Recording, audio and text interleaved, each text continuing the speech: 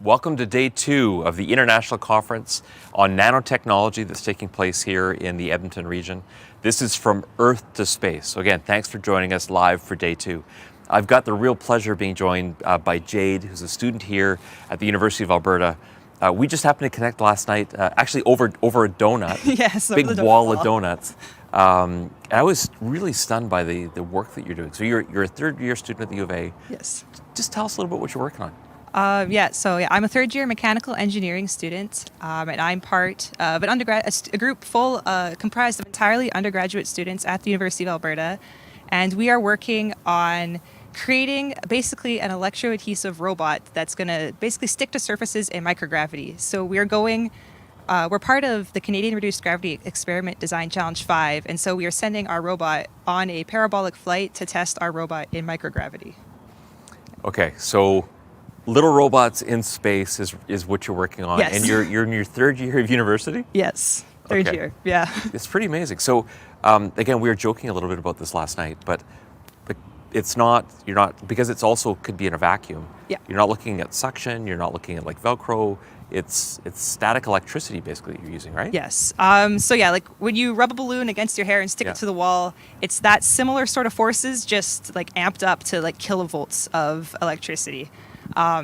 Just using really, really strong static electricity to stick to objects, which doesn't require a vacuum, and it can work on dusty surfaces and in a bunch of different environments and materials that other methods like suction cups and gecko adhesion, that they are limited to what surfaces they can actually stick to. Wow. Okay. So how did you come up with this? I mean, I know it's not only you. There's a group of you working on this. How did your group think of this as an idea? Mainly our primary advisor is a professor that works with gecko adhesion. So those limitations that, gecko adhesion needs a clean surface to stick to, we were kind of talking about how that's not really feasible in a space environment, because you have space, there's space dust, debris, and all that on the surface of of spacecraft, on the exterior spacecraft. And so gecko adhesion wouldn't really be a functional adhesion method. Right. So we were kind of tossing around what else could we do? And we stumbled across electroadhesion, and it's the fact that it can be used in space, and it doesn't have any, there's no detriments to using it in space. Have you already built robots that are using it? We have one robot that is currently being fitted with the pads this week, actually. So, and we'll be making a second robot on the weekend. Yeah. The robots are pretty much being made right now. Okay, so I'm doing gardening on the weekend. You're building another robot. Pretty much, yeah. So how big is the robot? Is it? This is like a nano conference. Is it super, super small or? No, it's not that small. We were limited because we do have a bunch of sensors on the robot, so it did need to be big enough that we could put all our sensors and everything that we needed to test the movement of the robot on it. So it's approximately, I think it's about a 10 by 10 square chassis. Okay. And it's about 5 centimeters in height. Oh, okay. So something you could almost imagine is kind of a toy size, but really super capable. Yeah, ideally we would make it smaller, but we were just limited with the selection of our sensors and stuff to the size. So. Okay, well, prototypes often start a little bigger, and then the next job is to make them smaller. Yeah, kind of work through it. So what kind of applications would this solve? One application we're really excited for is, as I mentioned, just having a robot on the exterior of a spacecraft. Current adhesion methods, they're stuck, like the Canadarm, it's stuck in one location on the International Space Station, and it can't really move around easily. If you used electroadhesion, the robots could move wherever you needed them to go on the outside of the spacecraft, no matter where you needed it to be. As well, they could work on even the craters of planets like Mars. Oh, wow. There's a couple craters on Mars that are way too steep for current rovers to go down, because it's too steep for their treads to move. Yeah. So with electroadhesion, it could just stick, and we would be able to explore those really deep craters that we currently can't. Wow, so. Fascinating. And is it, you built this for space applications. Yes. Can it be used in other, Mars is space, and it really, to some extent, Earth is space as well, but are there practical implications kind of here for this technology? Oh yeah, for sure. One of the big ones is, again, climbing robots just on Earth. These could, again, go into areas that would be hard for a human to go into, like the interior of a pipe. Say, if you wanted to check out what was going on a couple of kilometers down this pipe, and you can't really send a human in, you can send the robot. It could just stick to the roof of the pipe and go down the pipe. As well, it could go into hazardous environments that it's risky for humans to do, like in a power plant. any sort of inspection that maybe needs to be done in an area with hazardous materials, you could just send the robot and it could go again wherever you needed it to go. Wow. Yeah, it's really cool. Again, tons of application. So, again, third year university, you've already got a project now that's looking to go into space. You're speaking on a panel later on this afternoon in front of and alongside other world-renowned experts. Pretty cool at, again, third year to be already at that level. What's next for you? What's next? Finishing this project, and then after that, I don't know, just finishing my degree and getting a couple more experiences like this in, hopefully. Okay, well, great luck. We'll certainly be keeping an eye on you, and best of luck with your talk this afternoon. Thanks again. Okay, so that was, again, just a small sample of the incredible talent that exists here in the Edmonton metropolitan region. And, the University of Alberta is an absolute shining star. But it's not the only star that's in this country. We also have the University of Ottawa and the NRC. We've got Ibrahim now joining us. I'm going to pass you the mic, Ibrahim. Yep, sure. Okay, so we went from robots, now we're talking quantum. Can you give us a bit of an inside scoop of what you're working on? Yeah, so of course. So my name is Ibrahim Karimi, and I'm from the University of Ottawa and fellow of the National Research Council of Canada. I'm a Canada researcher in structured quantum waves. Oh, wow. Yeah. I'll pretend I know what that is. Of course. and also I'm a co-director of Nexus for Quantum Technology at the University of Ottawa. So indeed, I mean, our research activity, mainly my research activity is about quantum communication, high dimensional quantum communication, and also quantum sensing. So aiming to tackle two main problems that we are facing right now in 21st century. Okay. So what are those problems? Like, what do they look like? Yeah. So daily we experience, let's say, security. Whenever we have a bank transactions, or let's say a phone call, or sending an email, everything is encrypted. Yeah. And this encryption currently is based on complicated mathematical calculations that it's essentially it's difficult to solve. Yeah. And by existence of a quantum computer, that will be a threat for us. So those mathematical problems can be solved in fraction of a second, not a century. So there will be huge risk there. Yeah. So we use the word of quantum mechanics, which is coming from uncertainty principle, that you cannot essentially have a quantum package and then clone it, making a copy of that, because uncertainty does not provide us this situation. So then we use the word of quantum mechanics to use quantum mechanics against quantum mechanics in such a way that we can encrypt a message without being hacked by any partner. Or essentially, if I want to be very precise, I would say that then you have the ability to understand if someone is hacking you or not. Okay. Oh, right, because you'd see if it's being tampered with. Absolutely. So would you see the copy being tampered with? So there are many different attacks to a quantum communication link. So one of them is, is the most easy one is an optimal cloning attack that someone tried to make a clone. Of course, yes. And then by monitoring the noise on the other side, they realize that if someone is attacking, interrupting the channel or not.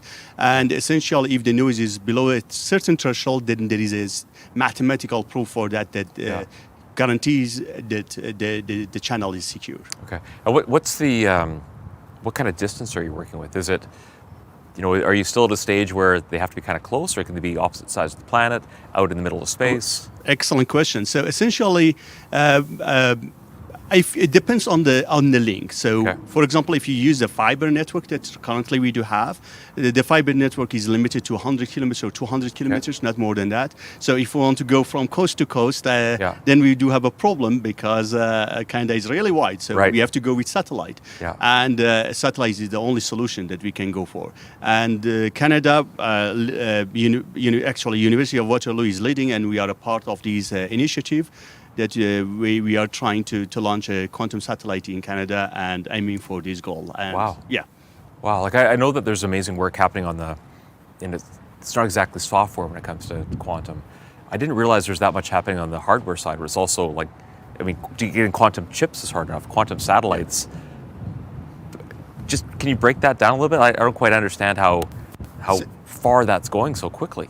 Yeah, so indeed, I think Canada will be among the first 5 countries that we will be launching quantum satellite.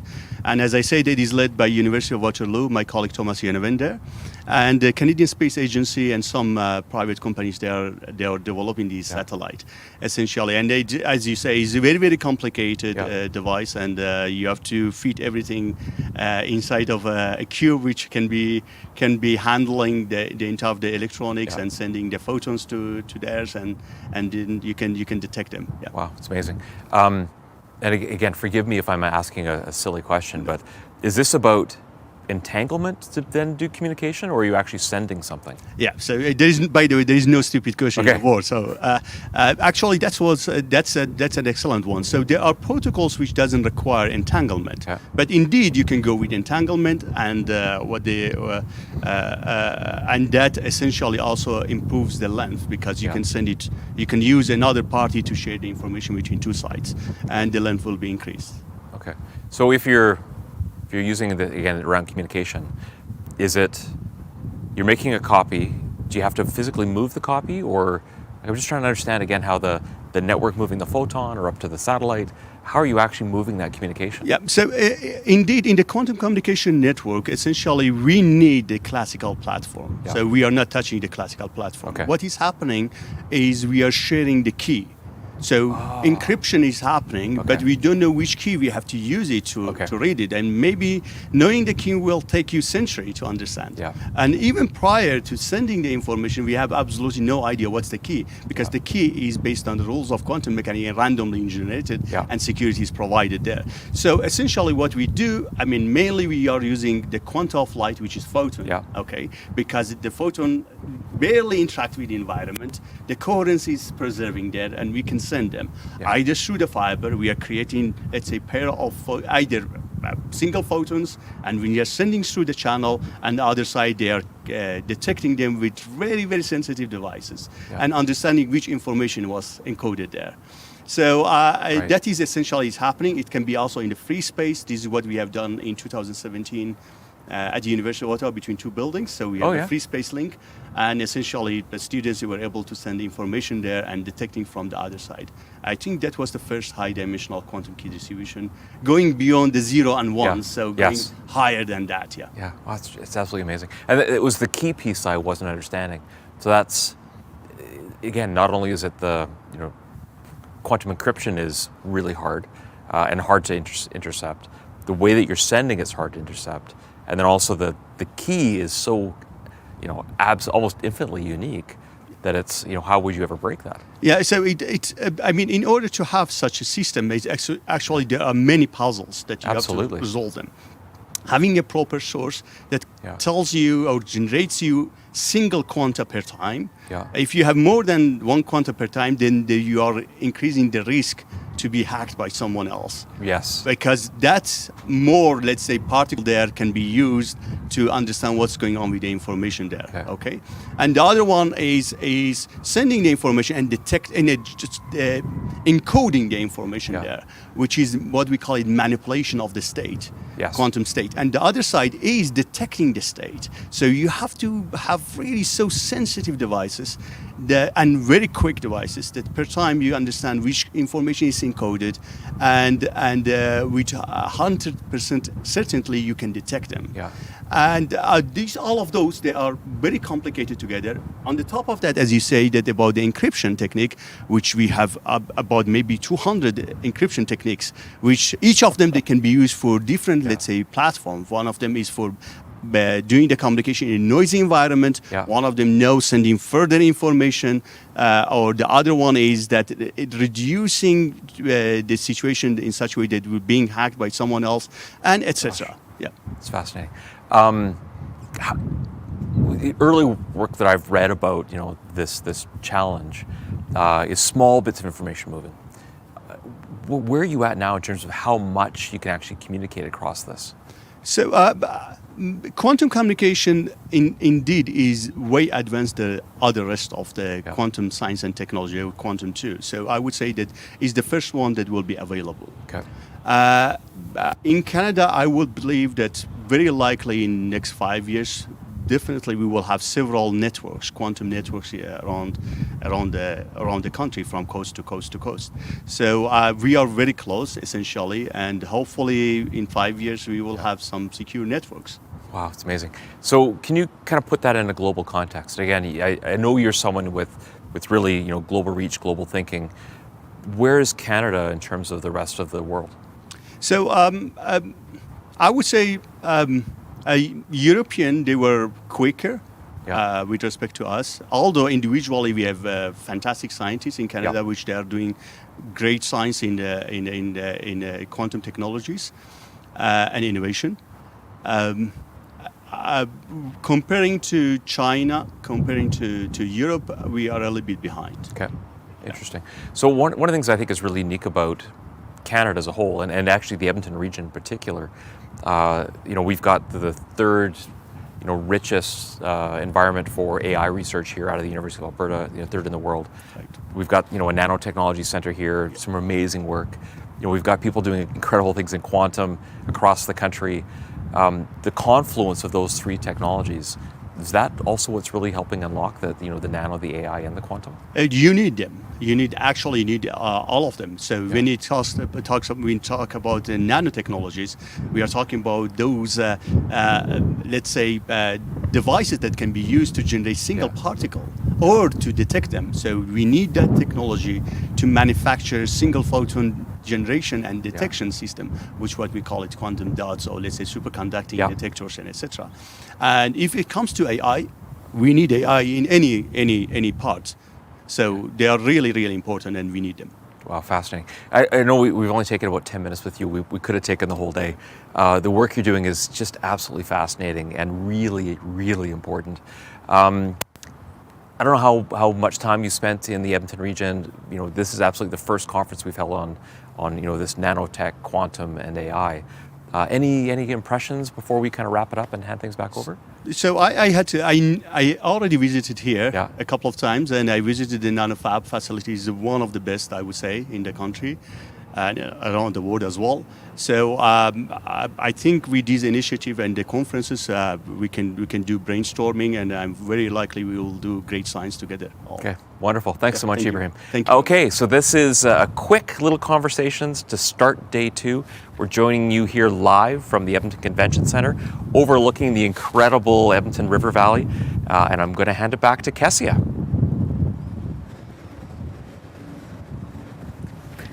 Hello everyone, thanks for joining us. My name's Kessia Kopecki, and for anybody who is just tuning in, we are here live from inside the Edmonton Global booth at the NanoCanada From Earth to Space conference in the Edmonton region. We're on day 2, and we are in a place right now where everyone is coming together, experts and industry leaders, to talk about everything from deep tech to nanotechnology. And here with me is David, and we're going to be talking about his company, Applied Quantum Materials. David, please introduce yourself. Let us know about you. So, hi, I'm David Antoniak. I'm the CEO of Applied Quantum Materials. Oh, sorry. Yeah, I'm the CEO of Applied Quantum Materials. We started not quite 6 years ago, and we started a spin-off from the University of Alberta. Then we expanded and grew into the Edmonton Research Park, where we've expanded twice since we've been there, and now we're looking at expanding again. Our company is a global leader in silicon nanomaterials. What we do is we make products that are for the semiconductor industry, to make the smallest chips you can make on the planet.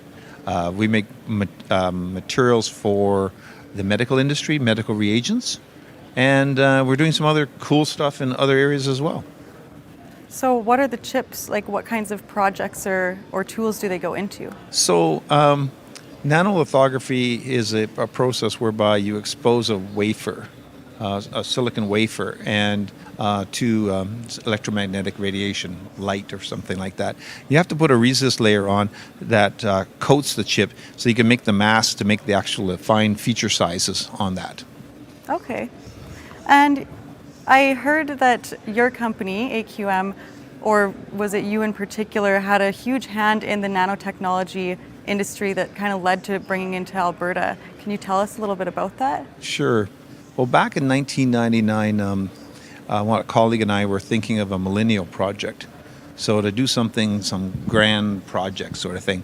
And we were looking at what we had in terms of expertise at the University of Alberta in micro systems and some nanotechnology just starting to come out. There was a small cluster of companies. So we proposed a nanotechnology initiative with the federal government. And at that time, Alberta did not have a national lab. So we went up to Ottawa, we went and promoted all of this, and they liked the idea. We came back and working with the University of Alberta and with industry and NRC, we formulated a nanotechnology strategy. And then we built a vision, and we put the money together with the provincial government to create the National Institute for Nanotechnology. So what essentially is the vision when you were creating this? Well, my vision was a little different than the way things turned out. My vision was more in terms of a helping industry commercialize technology out of the universities and federal labs. That was the real thing, because that's what generates wealth for the economy. It's industry. And so for the first 5 years, things were going along pretty good. We were creating infrastructure. We created the National Nano Institute. We created built up the University of Alberta NanoFab, and also the ACAMP, which is another packaging and organization to help companies take their little tiny chips and put it in something realistic that they can actually put it into a real world situation. Mm-hmm. So we built all of those things up, and that was great, and everything was going well. In fact, we were leaders in that area. We had, I recall, 22 international delegations came to Edmonton to see what we were doing, because they saw the vision and they came. That was like one every 2 weeks we had. It was such a busy time, because we were one of the first groups in the world to actually say nanotechnology is going to be our focus. And they all started copying us. So I saw the Korean presentation today. That was quite impressive, what they're doing in nanotechnology. And they had several delegations that came to visit us. So from your perspective, I'm just going to let that pass. So for some perspective, from about 20 years ago till now, how big has this changed? You mentioned that we were some of the first in the world. Where do we stand today? Well, I think we've lost that vision. Governments, they have that 4-year window for, to get next election sort of thing. Nanotechnology took a lot longer to develop into applications. And governments kind of went to the next shiny thing, clean technology or AI, and now it's crypto and things like that. But the base technology, the materials, etc., clean technology wouldn't exist without nanotechnology as base materials for your solar cells, your batteries, and all of this sort of stuff. The fundamental materials that from nanotechnology creates all these other applications. And I think we've kind of lost the momentum that we had back then. And moving on to other things, budgets and all that sort of stuff like that occurred. But it's good to see a conference like this to get people back together and start thinking about it again, and rejuvenating the vision and the momentum what we once started. So can you think of any specific challenges that you've been facing and why this vision hasn't been reached as far as the government? Is there anything that you find that maybe all of the nanotechnology industry is facing, or did clean tech also see this? And well, I think it's a sustained commitment. For instance, in the what I saw earlier, the Korean government has had a sustained commitment for 20 years. You can't just do it by election cycles or 5-year. You have to have a 20-year vision. And I think that, the initial infrastructure that we built was great and fantastic and new and modern at the time. Well, 20 years later, you got to rebuild, you got to maintenance, you have to upgrade, you have to do all these new things to keep up with everybody else. And I think that's slowed down. I think the commercialization.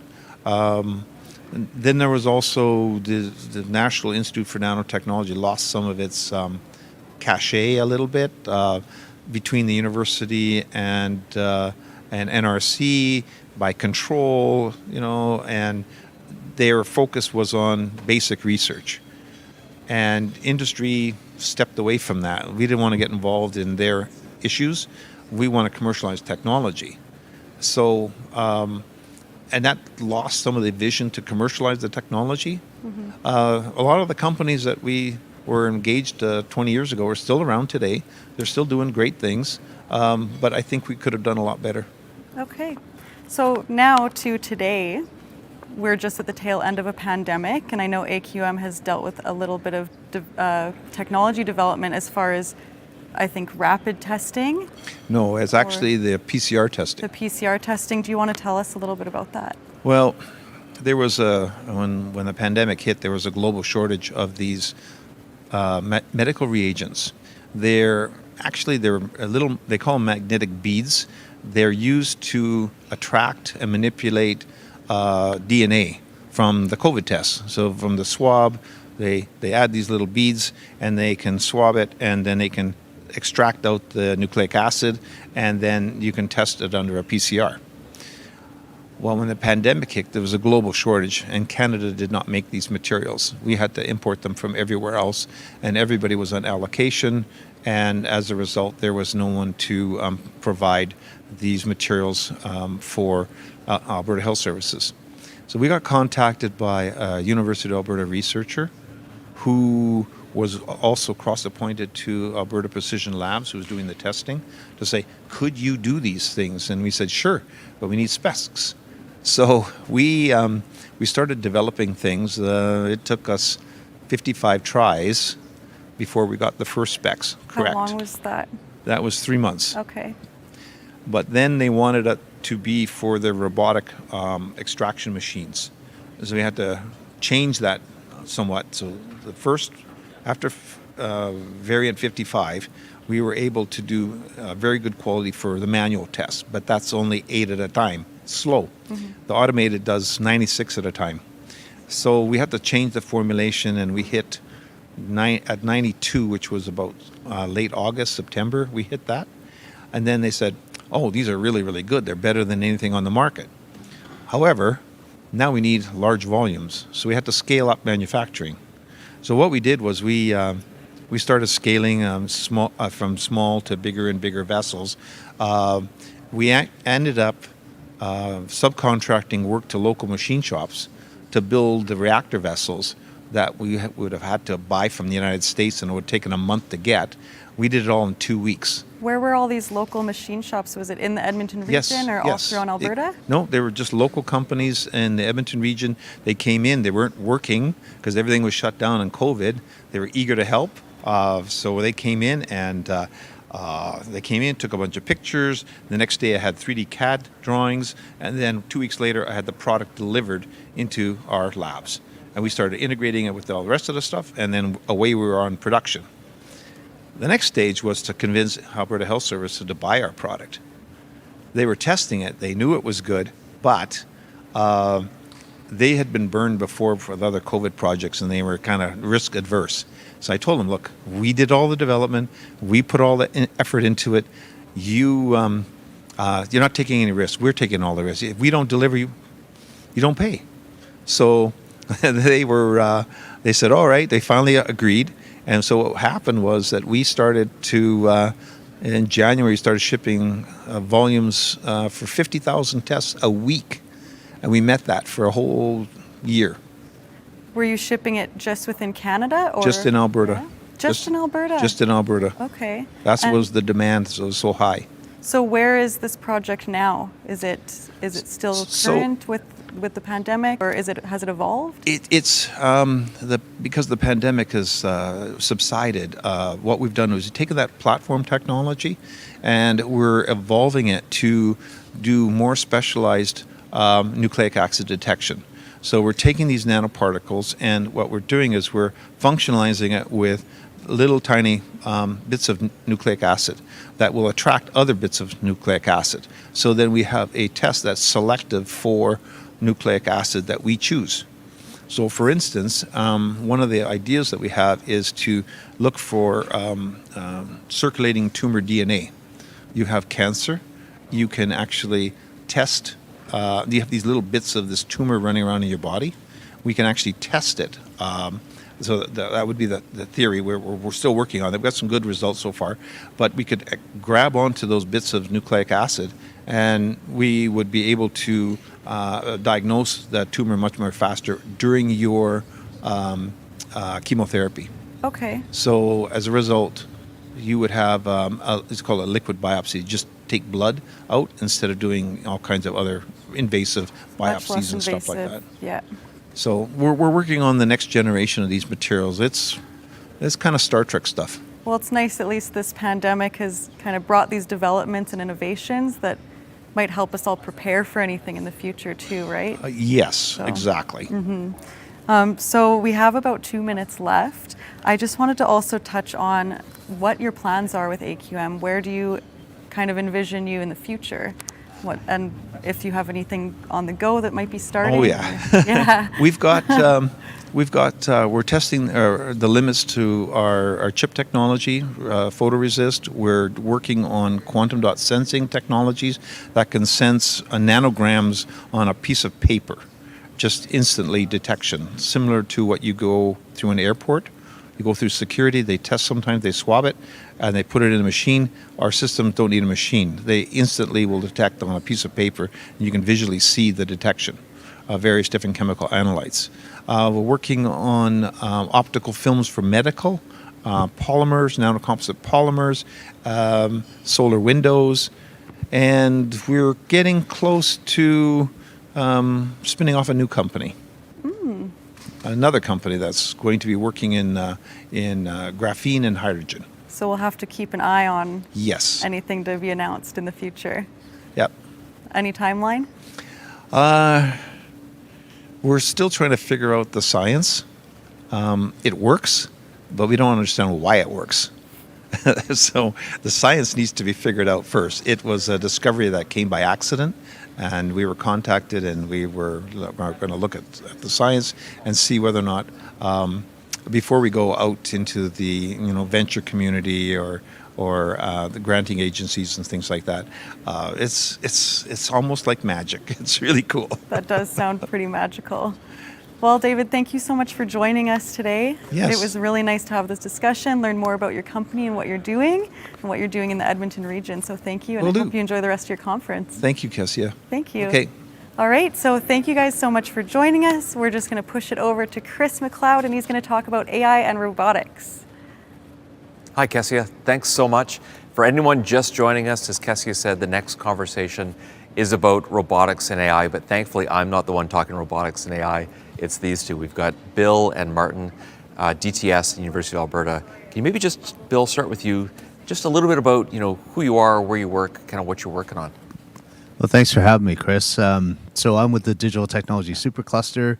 We started in 2018 with a mission to kind of look at how we can use data to a greater strategic advantage for developing technologies here in Canada. So our model is about driving industry-led collaborations around R&D, and has led us down the sectors of health as well as natural resources, sustainability, environment, and climate change that primarily use things like artificial intelligence, machine learning, robotics, in order to enable some of those technologies to take fruit.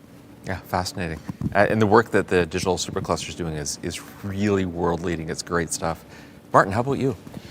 So I'm a professor at the University of Alberta, and I do robotics in a variety of applications. Some are in healthcare, such as assistive robotics for helping those who have upper body disabilities, and some are aimed towards industry, towards helping field robotics, using field robotics for natural resources, for instance. Wow. Can you give us an example or two of some of the projects or robotics you're working on? Yes. So one project we had with the company Kinova in Montreal.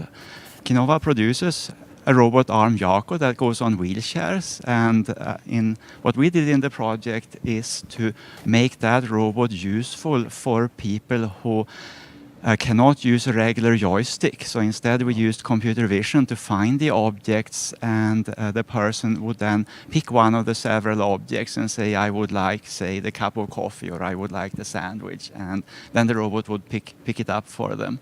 Wow, that's fascinating. So are you using AI inside that as well for things like language processing to help that robot figure it out? At times we use machine learning for components, but we do combine that with classical engineering, mathematical modeling. So yes, there is lots of components to make robots work because they interact with the physical world, so they do not just access data that's already digitized.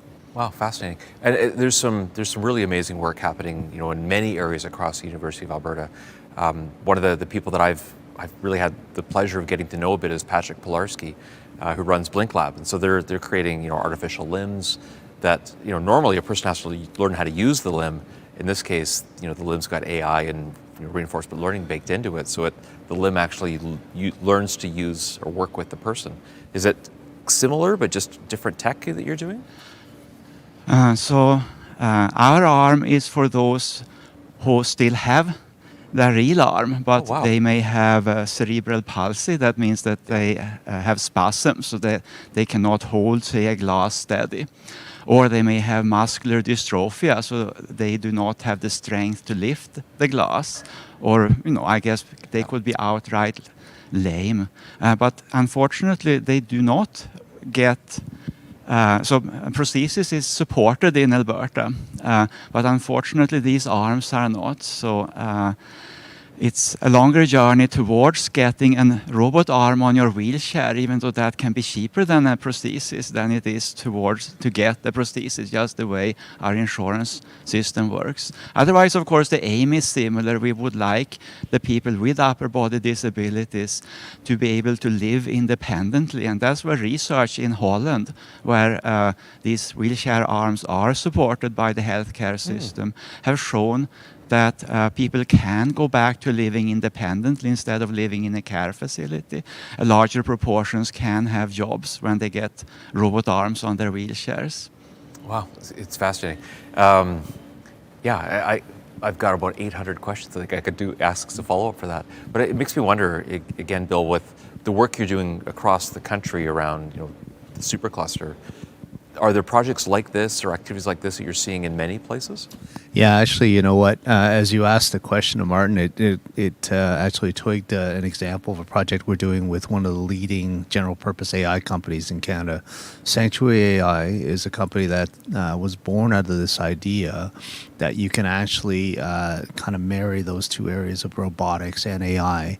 The training tool is quite fascinating. They have basically a mirroring where they have a pilot that will teach the AI on how to do general purpose things. And we funded a project to look at how we can use this sort of technology for the future of nursing. As we know, one of the big issues with the labor shortages across the healthcare system is how will we provide the kind of supports that are necessary in that. So quite interesting how you can use, I think it's still sort of early stage developments here, but you can see where, this is all headed, is to equip this, this robotic world with, the teachings, the underpinnings of how you actually do things like, provide a vaccine or provide some sort of basic care to a patient or whatnot. Yeah. But you have to kind of go through the same sort of mechanical steps that you would have as an individual. You have to teach a robot how to do that. It's not like a fixed robot on an assembly line that does the same thing. You need a lot more robustness in what they do. Yeah, a lot more adaptive. And that I think often when people think about AI and robotics, they think, big complex robots, or they think, the example of robots that do one thing and build a car. But there's, I just had a conversation with a third-year student who's building a small robot that works in space that uses static electricity to, climb walls, and will be able to eventually, maybe do things like go on the outside of the space shuttle or space stations. So do you have a sense of, and maybe you can comment on just they can be super complex or really small, simple things that AI and robotics can solve? Yeah, so I mean, in the work that we do, we see sort of AI on its own, as well as AI combined with some mechanical construct of things. But in either case, you're trying to create these learning engines, an ability to kind of keep feeding the system so that it can adapt and it can kind of build up enough out of the data that you're providing it to kind of adjust to the scenario. So, some of the projects that we have, a good example is we've got probably half a dozen projects in the AI-empowered imaging space. So whether it's X-rays or ultrasounds, or in some cases is wound care, what you're trying to do is emulate what a specialist would see and provide sort of triage support up front as to what the likely scenario looks like and what the remedies would be. And if we could do that again at scale, then if you then kind of layer on another element which says, okay, maybe it's not just a decision support piece, but maybe it can be actually, can you remedy the situation? So can you then design the mechanical tools necessary to actually take action? And so those are the two components that we're seeing in the projects we're investing in. So, I mean, we talk about, disrupting healthcare. Like most of us think about going into a care center or into a hospital or into a doctor. If you've got the visual tools to do assessments, I mean, almost everybody now has cameras on everything. Is that the direction you think things are going? It's got to, because, if we look at the system in Canada, just as an example, with over 40% of all the government expenditures in the budget is going towards healthcare. And so at the same time, in British Columbia, where I live, there's a good proportion of the population, probably 1 in 5, do not have access to a primary care physician. And that's a growing number as we have more British Columbians and more Canadians arrive. The system can't scale on the basis of having more doctors. What we have to do is introduce new models of care that provide, better upfront sort of assessments, and maybe kind of leverage the human resources that we have on the other side of it without necessarily having to kind of scale that at the pace that we have in the past. Yeah, and ideally it let us do earlier stage interventions. And that's part of it, is really, as good as humans may be, some of the things that, and we believe very much in the physician support side of it. It's really assisting them in their own decision piece. It's not taking the human out of the loop, but augmenting what they can do. Yeah. So much the same way Martin was talking about it in his world. Yeah, actually, that was kind of the lead-in I was going to say. Like, when we talked about, an additional arm, that's, augmenting a human. Are you doing other types of augmentation? Is it just people machine, or is it machine to a whole bunch of things? One thing is, of course, the strength of a robot. So, for instance, in the auto industry, it's strenuous for a human worker to lift a car door and install it. And solutions that General Motors have researched involve that the human and the robot lift the door collaboratively. Oh, wow. And so that comes in, and despite part of what, as Bill mentioned, a challenge for robotics is to move out of the very structured settings. So robotics has for a few decades been able to weld car chassis and work on very precise parts like a motor. But inserting a door, perhaps surprisingly, isn't precise enough, right? As well as we know, many applications that are in healthcare or with humans in general, when we can't get millimeter precision, then conventional robotics doesn't work, and we have to be more reliant on sensing computer vision, understanding what we see from vision force, using, for instance, machine learning. And that's what's going to move robotics from having impact. Of course, it's a significant impact. Yeah. There are about 3 million robots working in industry, from auto industry to electronics assembly to, for instance, making lots of billy shelves. Yeah. But that's still only a small number of the human endeavors we do. And like Bill mentioned, healthcare, of course, is a huge thing that is mostly a human endeavor. And we will see changes there also. Yeah, you know, it's interesting. I had a conversation with the team that runs Eris MD. So they're a local company that takes, you know, things like MRIs, CAT scans, ultrasounds, even X-rays, and layers them together to create a 3D, you know, virtual reality of it, of the insides of a person, so that a surgeon could actually practice on the actual, you know, how people's bodies are. They actually won a contest with NASA around doing robotic surgery in space using this tool. And I think most of us don't realize that, like, our insides are different. You know, all three of ours, if you cut us open, our parts are in slightly different places. And so often we think about robotics being able to just, you know, do all these complex surgeries, but, you know, it's way more complex than that. You know, it's being able to see what's happening and adapt to it. Yeah, the computer vision part is, as Martin said, is critical, and the developments there. We have a project in agriculture, and you just think about robotics in agriculture, from, you know, automated fruit picking or any sort of picking, if you will. You know, requires a certain dexterity and sort of a calibration of how far away you are on all of that. And then we funded a project that has Terramera, one of the leading sort of ag tech companies in Canada right now, to look at how they can use a combination of AI and robotics in building new sort of non-chemical pesticide. So as a biopesticide, you know, they're looking at different formulations, and, you know, they have basically computer vision to look at the efficacy of a particular piece, robotic pieces that kind of move it very quickly through an entire assembly line, and they can cut down the time it takes to find the right sort of composition of this in about a fifth of the time. So this is the kind of stuff that we're starting to see at scale. Yeah. No, we just had a conversation here about sustainability, and that would have fit right in. You know, the more we can, I mean, the world's going to need food and need a ton of food. That sounds like a really interesting potential solution that I actually haven't heard much about. Yeah, the problem right now with agricultural practices, as you know, is the nitrogen, the you know, just the fertilizers causing an immense amount of harm, not only to the water flow afterwards, but also, I think, the gases that are released in the GHGs. So, you know, we're going to have to find precision farming techniques that are going to be scalable enough to feed this 10 billion person world that we're going to live in soon. Fascinating. Again, the types of projects you're working on are really incredible. And Martin, the work you're doing, is it primarily around, again, like the people, the health? You talked a bit about manufacturing. Like, can you give us a sense of just the scope of the work you've got on the go? Yeah, I think so. In my lab, we work on different applications, but they are centered around understanding how a human moves and solves tasks. And then we show that we can deploy that to different applications. One, as I mentioned, was to have a wheelchair-mounted robot arm help a disabled human.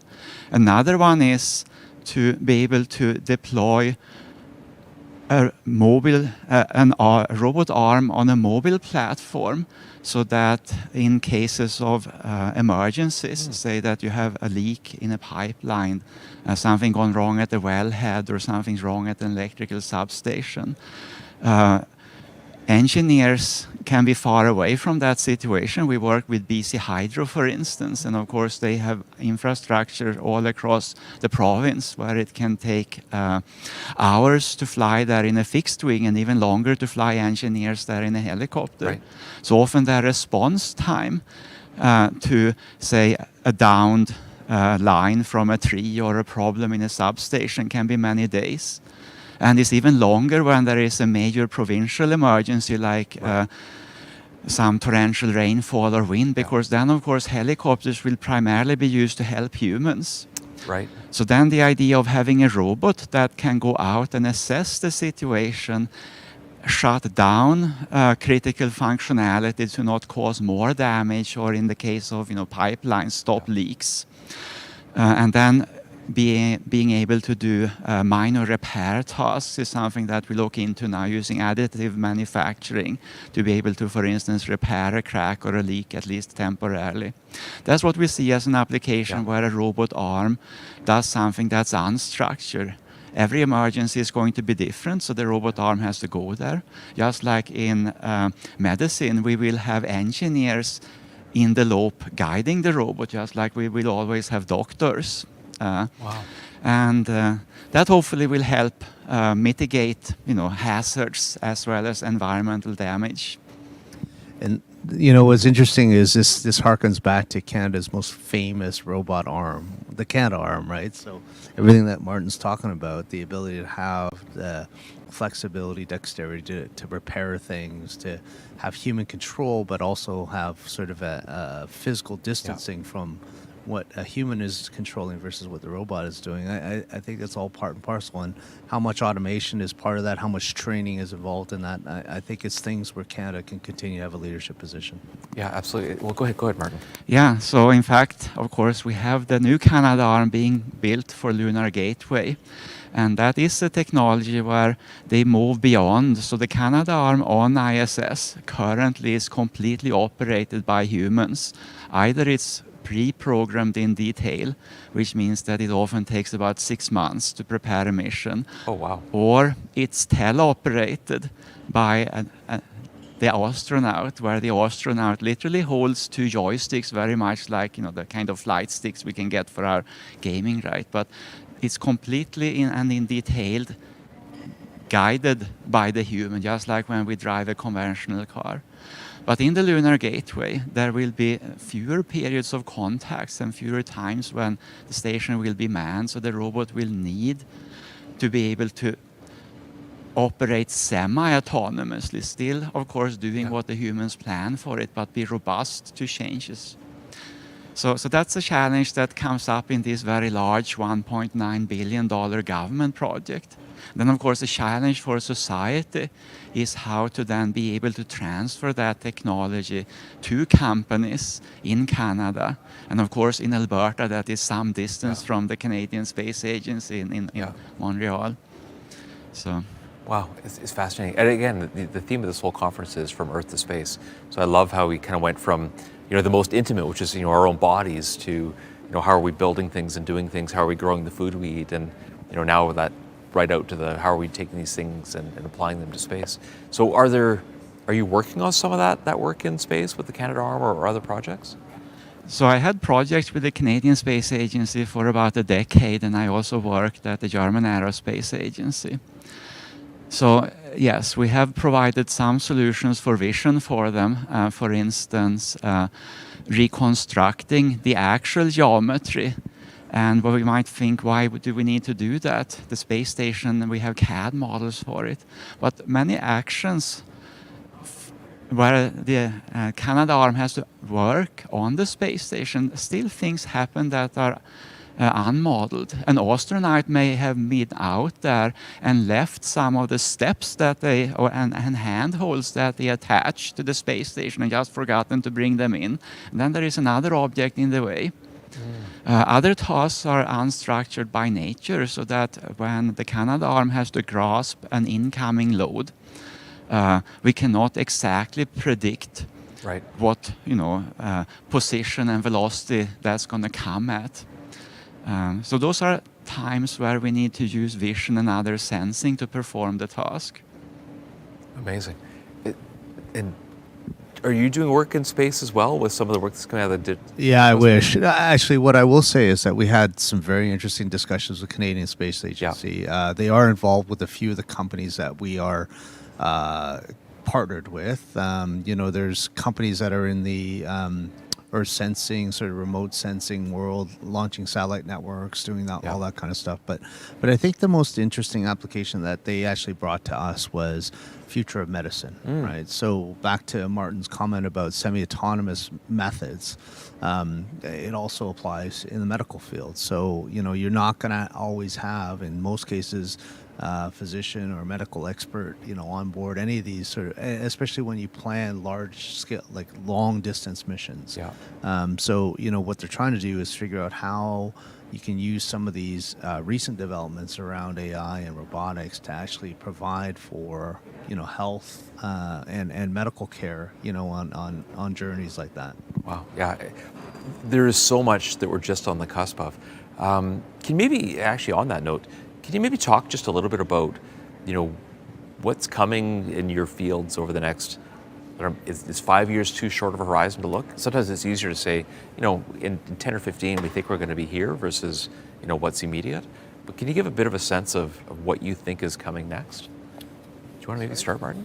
Yeah, so I think in industry, we are moving towards human-robot collaboration. Yeah. So where we would have had welding robots working entirely separately from humans, and also having the problem that if something went wrong on the welding line, they would have to shut that completely for maybe half a day and fix it, and it could be as easy as an object having accidentally fallen in the wrong place. Yeah. Now we see research institutes in Germany, such as Fraunhofer, looking at tasks where humans and robots assemble things collaboratively. So that could be the robot dealing with the rigid tasks. And one example I saw was a robot picking up battery cells and rigid components, and the human at the same time dealing with the non-rigid tasks. In this case, the wires and wiring harnesses that where robots do not yet have the capacity to deal with. So we'll see that in industry. I hope that we see more robotics assistance to those who are needed, because there's a technology that's there. The U.S. Veterans Administration, they judged that there could be about 300,000 Americans that could use a wheelchair manipulator just in the United States, whereas there are only about 200 deployed worldwide. So it's a huge gap. Wow. Yet the cost is fairly moderate. The arm itself could be from $20,000 to $30,000, and then of course there is a fitting cost from a hospital. So that's more of a kind of a societal hurdle to get that technology to people. Yeah, really fast. Again, collaboration. So yeah, I'm a big believer in what Martin's saying about human augmentation, this collaboration between humans and robots. But I think the other thing that probably within the next, I'd say in the next 5 years, we'll see some experimentation. Probably it'll take 10 years before there's any sort of broad adoption of this, is how robotics gets into the service industry. So, most of that stuff right now is fixed areas, as we've talked about, and the question is how we can leverage some of these large-scale projects to filter in to the broader industrial set, the opportunity to kind of do things like healthcare or any part of the service segment where you need more general purpose AI, general purpose robotics, and it'll be interesting to see how that evolves. Yeah, really fascinating. Do you think it's more of a software or hardware problem right now that we've got to solve next? Yeah, I think the two are always linked in robotics, in that there is sufficient uncertainty, even when we think about how the robot arm is built. They undergo significant software calibration, despite that the manufacturers use some of the most precise methods to build them. And then, of course, when we go to the unstructured environment, as mentioned, the service industry, for instance, restaurant industry, I have a PhD student who did a startup in Montreal, YPC Technology, and they look at just the robotic production of meals, so that instead of having, it would be still staffed by people, but assisted by robots that prepare the meals, and while people do the final arrangements and provide the human contact in serving the meal. And they've gotten fairly far so that they can make a variety of meals, starters, main courses, desserts, and relatively reliably, and they are now looking to scale up. They have, in Montreal, they have moved into a place where they can actually serve the employees of other companies. Wow, fascinating. Yeah, so I think it's a hardware problem, it's a software problem, it's also kind of a squishy problem, it's us too. Okay, so we're out of time, we're about to kick it over to the next one. If people want to learn more about what you're doing, how to access the Supercluster, where should they look, and any kind of closing thoughts around that? Sure. Well, we are a Canadian organization, but we are open to new members all the time. So come to digitalsupercluster.ca and come check us out. Okay, wonderful. Martin? Yeah, so something I find often is that companies wonder, how do we get new technology, and perhaps government institutions also. And of course, there are ways that you can contact the university through the high-level administration. But I find, and that maybe works for large companies, right? They have the manpower to kind of penetrate through that and then find what they need. But I like to say that those who need technology, they can also approach faculty, and we should also not forget the students. While there are a few senior administrators, there is something like 40,000 students at University of Alberta, and of course even more in the post-secondary system in Alberta and Canada.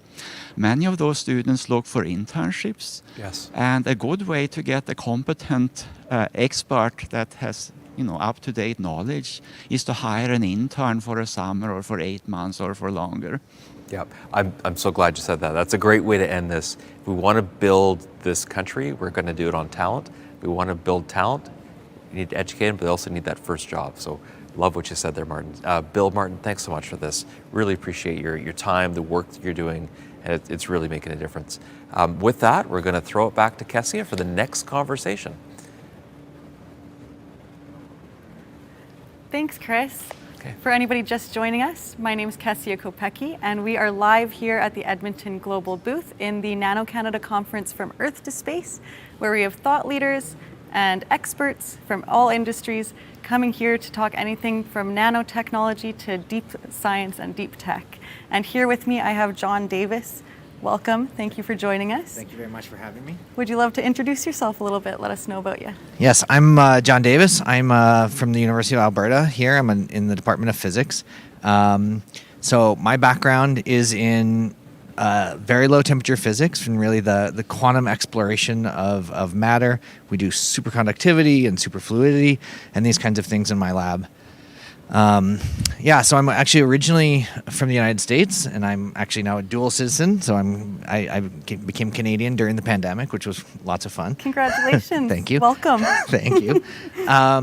So I've been here in Edmonton since 2008.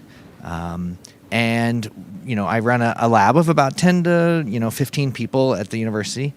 And the background of my company, I'm actually also the CTO of 0 Point Cryogenics, the founder and CTO of 0 Point Cryogenics. And that's what I want to tell you about today is this company that we have started here in Edmonton, which is really what we think of as a hardware platform for a lot of quantum technologies. Okay. So can you kind of describe more what you mean by a hardware platform? Yeah, exactly. So as I was saying, my background is in really low temperature physics, and actually this started from really the university and from the fact that over the last decade I've been privileged to have quite a significant amount of both federal and provincial funding in my group, and especially from Alberta Innovates and JEI, Jobs, Education and Innovation from the government. And these two, both when you get a grant from JEI or from Alberta Innovates, one of the things they ask you is, how can you translate this into jobs? What are you going to do for the economy, right? And I took that question very seriously. And not everybody does, but I took it very seriously. And I started really thinking about that. And I realized that it wasn't, in fact, the research that we do in my lab that I could commercialize, but it could be the tools that we use in my lab to do our research. And in particular, the tools that we use are called dilution refrigerators. These are basically a very fancy piece of hardware, a very fancy quantum refrigerator that allows us to get to really extremely low temperatures. So these are, approaching the lowest temperatures known to mankind. So like 0.01 Kelvin, right? So, where 0 is absolute 0. So we're getting to extremely low temperatures. And you can ask, okay, so why are these such extreme low temperatures have anything to do with like business or, how could this be a product? And the answer really comes to be this kind of revolution in quantum computing. So if you've heard about quantum computing, the idea is it's really the next generation of computing after high performance computing. But these quantum computers really run on the basis of quantum mechanics, right? This is a separate laws of physics from classical physics. And these require, most of the architectures require, you have to be at these extremely, extremely low temperatures. And so that's what I've been doing for most of my career is kind of building and maintaining and operating these extremely low temperature refrigerators. And so now with the explosion in quantum computing, this is actually now a really big business. and there's lots of research being done into quantum computing, and they all need these dilution refrigerators, this platform, right? And so, unfortunately, these quantum computing companies, these dilution refrigerator companies, are actually all in Europe. They're really none in North America, and zero in Canada. And so we really said, like, it's crazy that we're taking our research dollars into quantum and sending it off to Europe. We really need to have like a homegrown solution for this platform. And so that's what we've been building. We started in 2017. We were incorporated, and so over the past 5 years, we've been building up our technology, and we went to market sort of middle of last year, and so we actually have our first few sales, and it's really an advanced technology platform, a deep tech, as you said, right here in Edmonton. So it's really exciting. So the way that you're describing it, it sounds like your business is almost like twofold. So you're focusing also on research and manufacturing these. So really the way we would think about it is the research was research into is kind of R&D into our product. Okay. Right? I also do research, I have two hats. I'm also at the university. I do research there at the university that's really fundamental physics.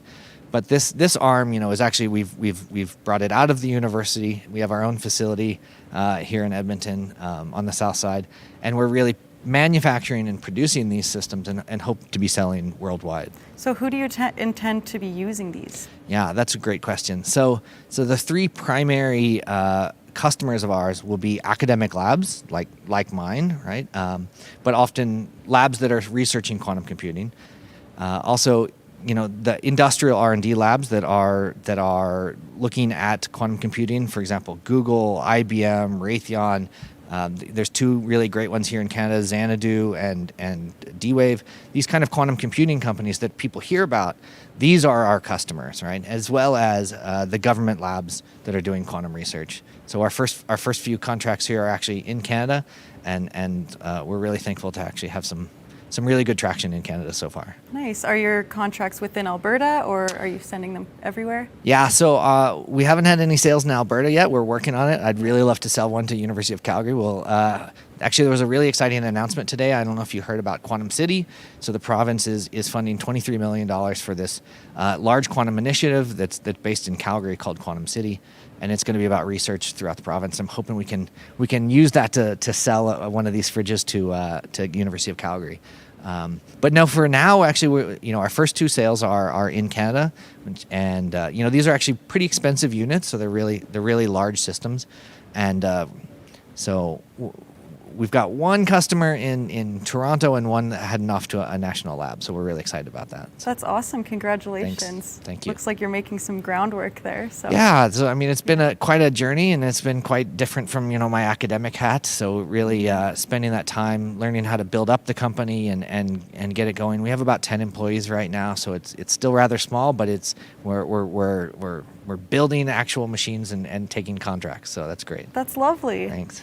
So as far as operating in Edmonton, because you also mentioned that you're not originally from this area, so how has been operating in this area going for you? That's a great question. So I'm originally from the States, and I actually did my PhD in Chicago, and I've been here since 2008. First of all, Edmonton's a great city, and it's a great place to raise a family, right? I've got two kids, and it's a great place to be, but it's actually also a great place to have a business. There's actually we spent the last year looking for really that right commercial facility to build, and we've just finished our renovations, and our space is ready to go. So it's been really nice to find that space. We have a nice industrial base here in Edmonton, but also there's a lot of recognition from the government. So we've had a lot of support from Alberta Innovates and from actually the National Research Council in Canada. So we've had a lot of really support from the local environment. So that's been really great. That's awesome. So looking forward, what are you hoping to achieve? So my goal in founding the company, and my goal, overall, really has been to help diversify Alberta's economy. Right? We have so many really talented people here in Edmonton and in Alberta that why not have these deep tech companies here, right? And so this is been my main driver, is to make sure that the kind of people that I'm training at the university have a great job, have great pathways for jobs. And so really I want to build a business that's a success story for Edmonton and for Alberta and for Canada. I really want to be this quantum platform that every quantum computer has to rely on. And so I really want to actually just build that thing that Edmonton and Alberta can be really proud of. So maybe make us known for it. Yeah, exactly. So actually, our biggest competitor is in Finland right now. And in fact, I think it's really put Finland on the map in quantum, right? And I want to do the same. I really want to take our company and really use it to put Alberta on the map in quantum. Do you have a vision of how you're going to achieve that? Sales. I mean, it's really by, first off, it's really by building the very best product. So from my background in this field, I kind of know what I like in this kind of technology, and I know what it really should be running like. And so we've taken all that expertise of me and my trainees, my group, and really said, like, how can we build the absolute very best product? And that's really our goal, is to build something that's so good and so reliable that everybody wants it. And then the sales drive themselves in some ways. Yeah, for sure. Have you seen any challenges trying to get this going? You're very optimistic, and you talk about your history very kindly. So there's always challenges. Actually, one of the biggest challenges for me was, I knew that I couldn't do this alone. That I'm not really, I'm really driven by the technology and not necessarily the business. And so last year I found a CEO for the company, right? And his name's Chris Casson. He's our CEO, and he's really been excellent and really taken the company from the university and really made it a real company and a real technology, and really set us on the path for success. And so that was actually a challenge, finding that right person for that role. And amazingly, luckily, we actually have such great talent in Edmonton. So whenever we've identified some position that we need, we almost immediately find it. Like we haven't had to advertise a single job. We just sort of there's just people around that are so talented that we find and fill these jobs right away. So it's been really great. So these are all people that you're working with in Edmonton that you know before you even hire them? Yeah. Well, some of them, for example, I met Chris actually through Startup TNT. Startup TNT is a local or a group of entrepreneurs who get together every Thursday night for a beer and just talk about entrepreneurship. And it's, someone told... Tony Briggs at the University School of Business told me, hey, if you're looking for a CEO, go to Startup TNT. So I went a couple of times, and I met Zach, the founder of Startup TNT, and he said, yeah, you know what? I got this guy, Chris. He's looking for his next opportunity. And we found our second employee, one of our first 8 employees at Startup TNT as well. It's been like a great place to actually just find that local talent, right? So it's been really exciting. That's awesome. It sounds like you haven't had to reach too far to No, it's been amazing. We've had really good luck. I mean, there's really amazingly talented people in Edmonton. And I don't know, it's partly it's from the university, but partly it's just like a great city with a lot of knowledge base. So that's great. Yeah. So we're just about to wrap up on this. Is there anything else you just want to add? Any last thoughts, comments? No, it's been great. If you're interested in quantum technology or dilution refrigerators, you can check us out at zpcryo.com, zpcryo.com, and you can learn more about our technology there. Awesome, thanks. We'll definitely have to check it out. I really liked learning this with you today, so thank you so much really for joining. Appreciate it. And I hope you enjoy the rest of your conference. I will. Thank you very much. Over to you, Chris. Thank you. Thanks, Kessia. That was really a fascinating conversation. Believe it or not, this is now the last session we're doing here live from Earth to Space, the first ever international conference on nanotechnology, artificial intelligence, quantum, really all things deep tech.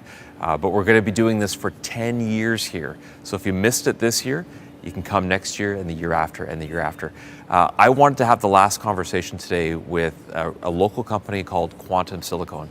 So we've got Ken Gordon, who's here with us right now. Ken, you guys are doing amazing work.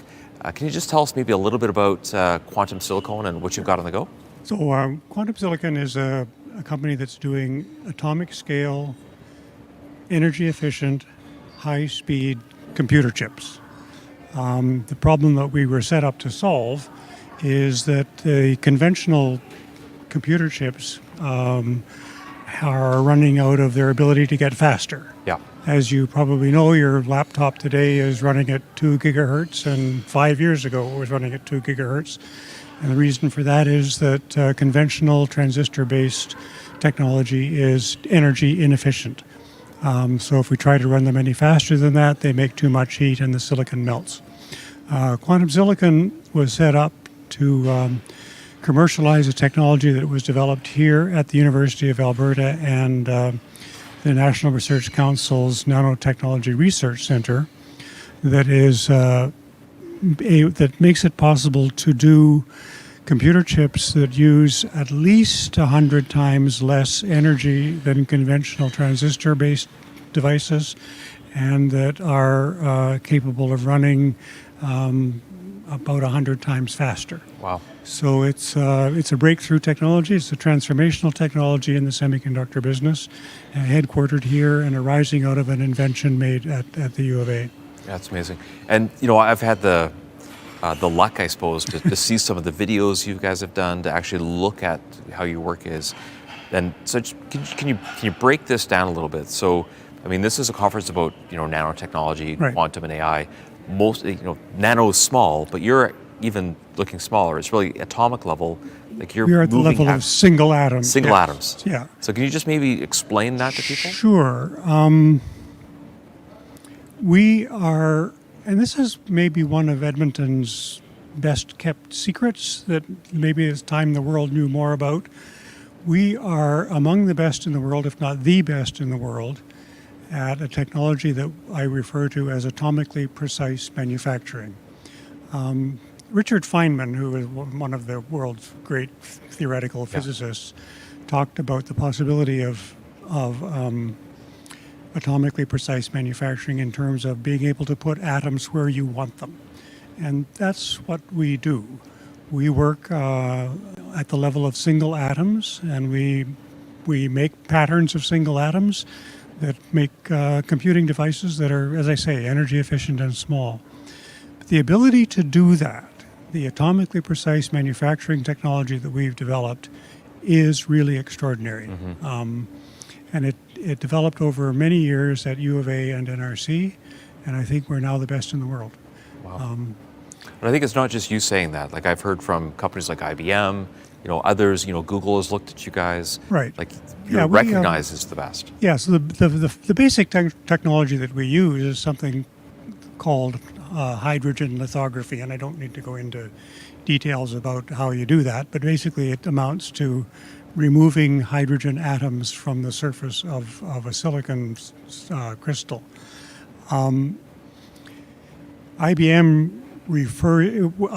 were the people who named that hydrogen lithography, and Bob Wolko, our CTO, has known those IBM people for years and years. He did his postdoc at IBM, right, in Yorktown Heights. And so we're in touch with them. I think they recognize that we're more advanced than anybody else in the world. We've also come to the attention of people at Texas Instruments, Bob Doring at TI, who's the head or one of the heads of their Kilby Labs, their R&D laboratory, has said that they know of many organizations that are trying to do post-CMOS, post-transistor devices, and that they know of nobody that's closer to market than we are. Wow. So we're coming to the attention of people around the world. But we have only been out of stealth now since early 2020. So it's only been a couple of years now that we've taken the wraps off and started to expose ourselves to the larger community. Wow, amazing. Again, I don't want to spend too much time on the technology because I'll get lost in it quickly. But it's basically you've got a crystal of silicone. It's got a layer of hydrogen on it, which all silicone is going to have, and you're just creating patterns, which can be transistors or communication lines, just by moving the hydrogen atoms off and creating clear paths. So-called hydrogen terminated silicon crystal that is coated in a one atom layer thick of hydrogen is a conventional part of the chips business. Right. There's nothing fancy or unusual. No extra work needed. No, that's right. Now we're able to do that, and we're able to do it very well. But we're not the only people in the world to do that. What we then do is we use a unique tool that, again, Bob Wolko invented, a little needle that terminates in a single atom. It's a very sharp needle. Yeah, don't poke with that. And we use that needle within a modified device called a scanning tunneling microscope to bring the needle down close to the surface and electrically remove individual hydrogen atoms from that surface. And we then make patterns of those. The important development that's made all of this possible, at least it made it possible to do it at an industrial scale, is that we have automated that process now. Okay. So it used to be, when we first started this, it used to be that a grad student, a very poorly paid grad student, had to sit in front of the microscope and watch the process unfolding. And as if the tip became dull, or if they removed the wrong atom, or if things were in general going wrong, they would observe that and then take action to correct it. We have developed machine learning, artificial intelligence techniques to automate that whole process. Wow. So the poorly paid grad student has been replaced by a machine. And that leaves the grad student something more interesting to do. So the machine notices if we've made a mistake and corrects the mistake, notices if the tip is getting dull and takes it away and sharpens it and brings it back and starts all over again. And all of that is done automatically. Wow. The important thing that means is that this process is now scalable. So we can envision working across dozens or hundreds of these machines and have them all working in parallel and working together. So you solved that pretty quickly. I mean, I was there, and you were kind enough to give me a tour of the facility a couple of years ago. And that was the problem you were trying to solve. That's so right. You're there. That's pretty quick. It is pretty quick, and we have the advantage of having a few very smart people, and they've been able to focus on this problem and solve the problem. And of course, we're continuing to solve it. I mean, we're continuing to improve the manufacturing process to make it more efficient and more scalable, ever more scalable. So we are focusing now on developing and making two specific devices as a way of getting into business, getting some revenue, and getting the company going. One of those is a quantum random number generator, and as you in the audience may appreciate, random numbers are used everywhere for cybersecurity purposes to create secure links. Our random number generator will be able to produce streams of true random numbers that are, and we can produce those at a rate of about at least 50 times faster than any of the competing technologies, and using about 1,000 times less energy to do it than any of the competing chips. So now is that in the quantum space, or is that more like traditional methods? Well, or kind of in between? It's yes. Yeah, the answer is yes. The source of randomness is the quantum tunneling of an electron between two of our single atom quantum dots, and that tunneling is a quantum effect. And it is by its nature random. So it's a natural source of randomness. Wow. The second device we're working on is a quantum magnetometer. And a magnetometer, although it's a fancy sounding word, is just a device that senses changes in the Earth's magnetic field.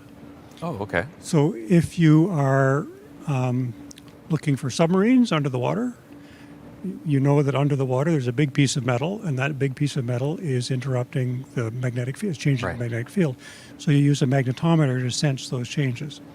If you're looking for unexploded ordnance in a minefield, you fly a magnetometer over the minefield suspended from a helicopter or a drone, and you find out where the metal is, and that it's hard to pay people to do that Right. on the ground. Right. But Yeah. it's easier to fly across and do it from the air. Our magnetometer, which we're developing jointly with people at the University of Sherbrooke in Quebec, is far more energy efficient than competing devices, and far smaller, and lighter. So that means that if you're suspending it from a drone, the drone can fly longer, Yeah. and the battery lasts longer, so you can stay out there longer.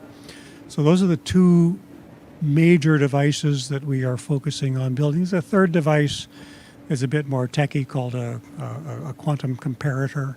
And a comparator is just a chip that takes two analog inputs like voltage or Yeah.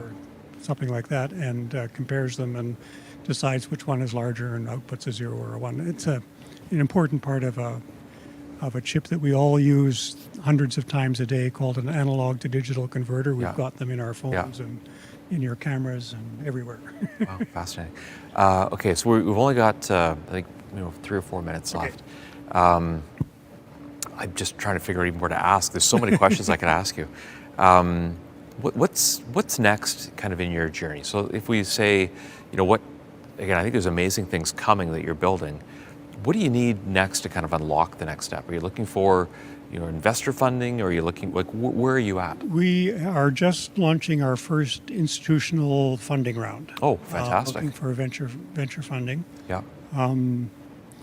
Which means that when I'm not at conferences like this, I spend my day on the phone talking to people who Yeah. may or may not invest in the company, and we pitching the company and Yeah. making our case. Yeah. So what kind of a round are you looking at? We're looking. It's our first round. I would think of it as a seed round. Yeah. We're wanting to raise $2 million this year, and then another $8 million next year, Okay. to get us from the point we are today to the point where we have prototype products ready to be manufactured. Okay. We'll build the initial manufacturing facility here, using the atomically precise manufacturing Yeah. technology that I described earlier. Ultimately, we will probably end up licensing that to larger organizations around the world, but initially we're going to be doing it here. Okay, fantastic. You've been here all day. I know you weren't able to make it yesterday. Busy meeting with companies and raising money. What do you think of the show so far? We've got talent here from all over the world. Interesting stuff from all over the world, and interesting audience from all over the world. Yeah. So I think it's highlighting Edmonton, showing off what we do very well. Of course, we are one of the things that Edmonton does very well, but there are a few others. Yeah. I think it's been a useful show. Good, that's great. Again, Quantum Silicone, maybe just list. Well, I think we're going to be able to share your address and Yeah, things. for people to so look you up, but- quantumsilicon.com. Okay, Pretty easy as can be. straightforward. Yep. Okay, so again, one of these companies that is just, world leading, doing remarkable work, actively raising. This is a company that's in the process of trying to change the world. 10 times or 100 times the speed, 100 times reduction in energy usage, and it can take things that happen on now already a pretty small chip and just shrink it to the atomic scale. So it's fascinating work, and I know you guys are going to do even more in the future. So thanks so much for coming, Ken. Thank you. Thanks for having me. Yeah, you bet. Okay, so this is, believe it or not, the end of what we're doing here at From Earth to Space, the first ever international conference on nanotechnology, AI, and quantum computing. Again, it's the first time ever we've held this, but it's not the last. The next 10 years, we're going to be hosting this here, building it into something that really is at a global scale and pretty amazing. So if you couldn't make it this year, please come next. Maybe add on a little time, do a trip to the mountains, do a little float down the river. There is so much to see and do here. So again, live from the Edmonton metropolitan region, thanks so much for joining us and have a great day.